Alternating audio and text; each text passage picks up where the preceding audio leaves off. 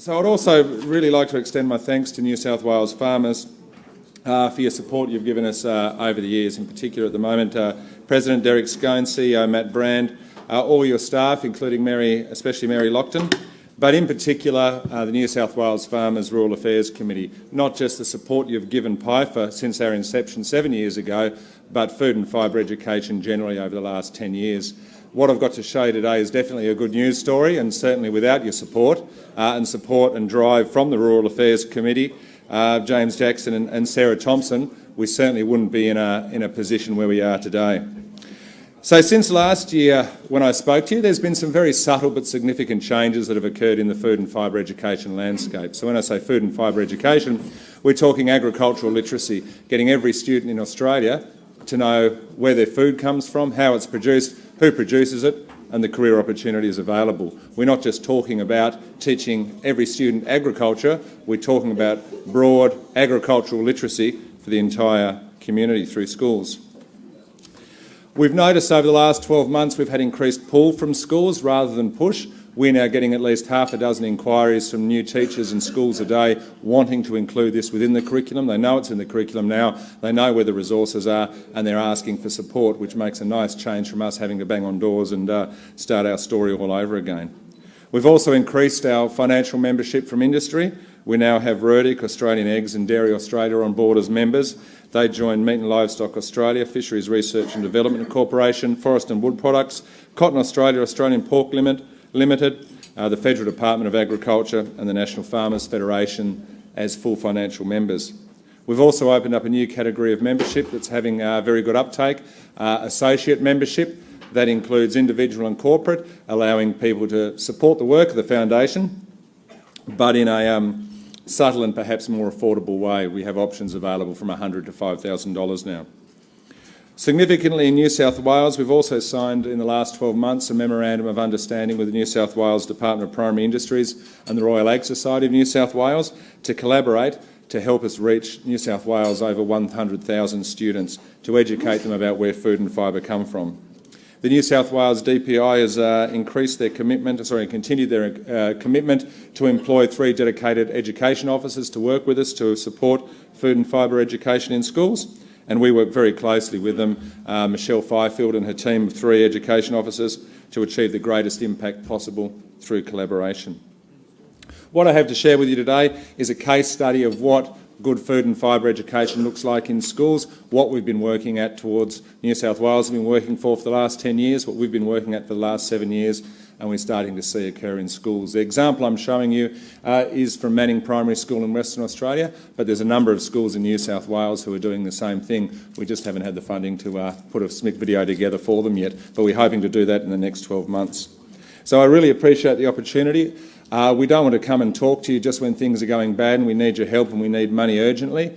It's good for us to come and let you know the good news that's occurring, to know that the work that you do here at conference and New South Wales farmers do every day in supporting us has real tangible benefits. Thank you.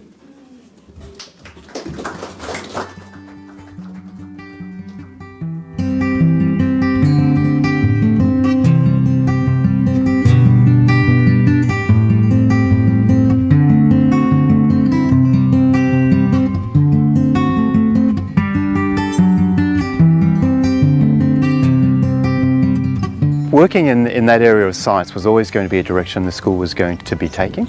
We looked at PrimeZone as a resource that would enhance what we were going to do, and it's done exactly that. It's more than enhanced it, and it's been a wonderful asset and enabled the school to do things that we probably wouldn't have been able to do. It's been a whole school approach, and our whole staff have been involved in the program right from the start. Our teachers have worked very collaboratively and have worked hard to make sure that their primary industries is a feature in all of their programs. We've managed to incorporate food and fibre education right across the curriculum. For a non-agricultural school, it's really important because there is so much scope for them to learn new things. It ties in beautifully with my science because it's all about innovation as well. Should we plant some of these so then we could have more? Well, we could keep some of our seeds for next year's crop. Teaching the children how people apply science in their everyday lives. In chemical science, the children have looked at dairy, the younger children have looked at the production of wheat, we've made bread, We've made butter, we've made ice cream. They're learning how potatoes grow, how beetroot grows, and they have absolutely loved it. They really have. They go home and they talk about it to their parents. They're all into growing things, and it just links beautifully across the curriculum. One of the great things about this PrimeZone program is that the kids are really hands-on. They're growing the seeds from start to finish, and then they get to see the end product. Oh, I just think it's fantastic because it's real life experience. I think our kids have a lot of YouTube time and see a lot of videos, but to actually get your hands dirty is a whole new experience. A lot of the kids around here are on subdivided blocks and really just have a paved courtyard for a backyard. So the school provides that opportunity for them to actually understand what agriculture is about, what growing things is about. The PrimeZone resources are amazing. They just have so much application to all the learning areas. You know, whether you're doing history or geography or maths, weighing, stretching, mapping, graphing, they are very good. When one of the Year 2 classrooms that I was in, they were doing farming and different types of farms, I was able to use the children's social studies books to supplement my health activity. Okay, I see you've been doing the dairy farm. Who can tell me what happens on a dairy farm? And now let's look at the milk. Where does the milk go? The factory. So they just married together beautifully. Then in Year 5, 6, I take design and technology, and the children had to design new containers for a dairy product. So once again, they had to research dairy. Lesson plans are detailed down to the exact questions that you could use to engage students in discussions. Lots of online videos and clips from different farmers and different agricultural production areas around Australia. Really, really helpful, yeah, and very engaging. The kids learn a lot from it. Well, you can see the change in the kids of actually when we look at their food, they can actually tell us where it comes from now. And not just food, but they're all quite clear about where their clothes were made, and they can find exactly where their books were even printed. And so they have a much larger interest now in where things come from, all the things that they use, if they're local, if they are foreign, and it's just great to see their enthusiasm. We've had a really fabulous year, and we don't intend it to stop. There's a real buzz in our school, and the children are so incredibly engaged. We're not a country school, but it's very, very relevant to our students. It's something really new to them, and there's a lot for them to learn.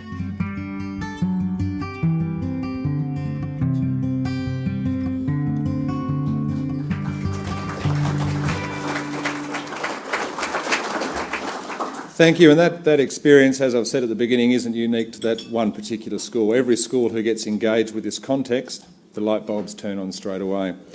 It would be remiss, and of course these resources and the programs, even though that was a primary school, go all the way through to senior secondary school. In fact, we had a teacher presenting on our behalf at the Australian Association of Maths Educators conference last week, sharing a resource we've developed to complement Year 12 advanced mathematics around conditional probability, using cotton as an example, and all sorts of things there. It's beyond me. I did very basic maths in high school, so I won't attempt to explain it. However, thank you for the presentation. I'll just finish up now. It'll be remiss of me, not as a former teacher and principal, not to leave you with some homework. So there's 3 things I'd like you to do and take away with you. I believe in your satchels, there was a little PrimeZone, a flyer. What I'd like you to do is to either put that in your kids' lunchbox when they go off to school, or go and actually approach your local school and ask them if they're incorporating food and fibre education within their programs. If they're not, ask them why not. If they are, pass on to the PrimeZone flyer to them, and also if they're not doing it, pass on the PrimeZone flyer to them as well. Very easy resources to use.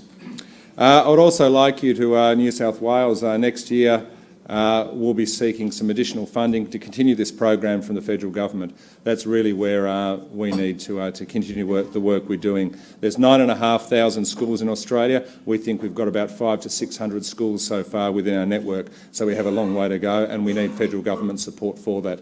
As a not-for-profit that receives government funding, we can inform policy, but we can't be seen to influence it, and that's why we have wonderful members such as NFF and New South Wales Farmers. I'd also like you to consider our new categories of industry and a corporate associate membership. Information for that is available on our website, PIEFA.edu.au. Also, if you're a commodity group, wasn't listed among the wonderful industry members that I referred to earlier in my introduction, I'd like you to have a chat to them too, and most of those know where to find me anyway. So thank you very much.